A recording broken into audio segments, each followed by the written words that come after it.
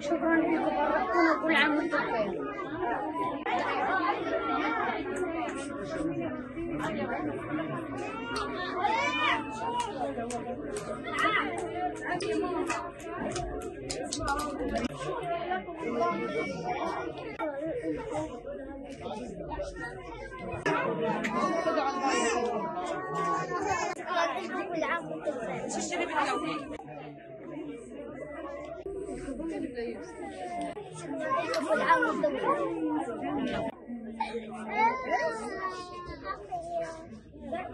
غالية بص غالية بص غالية.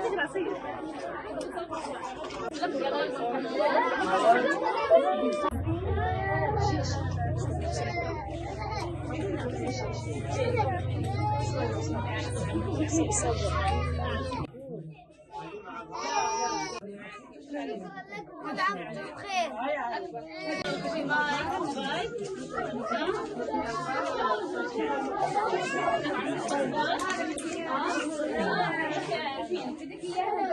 خليني اياها عشان يبان.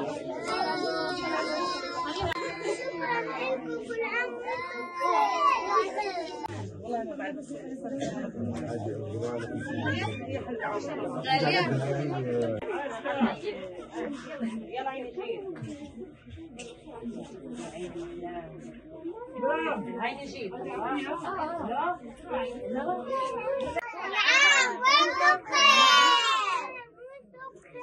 والله هيك يا مسام. هيك يا مسام.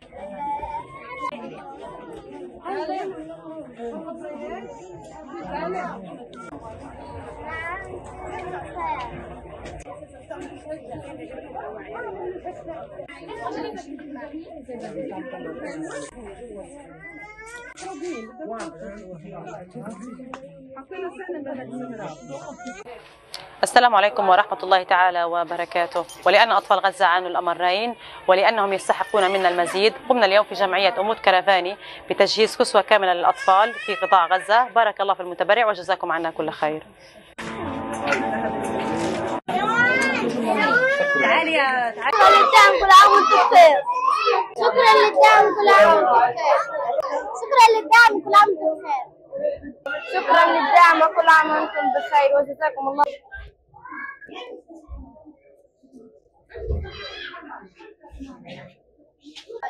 شكرا للدعم كل عام وانتم بخير. بسم الله الرحمن الرحيم. اليوم هو الثاني من نيسان عام 2024. في هذا اليوم بتبرع كريم من أمود كرفاني يتم تجهيز وتوفير الطعام الذي يقدم للصائمين حيث النازحين في وسط قطاع غزة. شكرا لكم، بارك الله فيكم. عزة الكادر.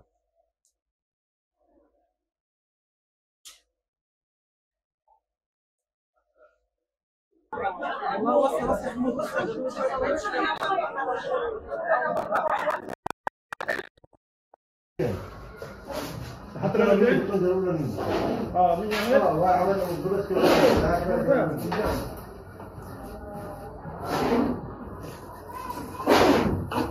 الكويت تصوير بيضين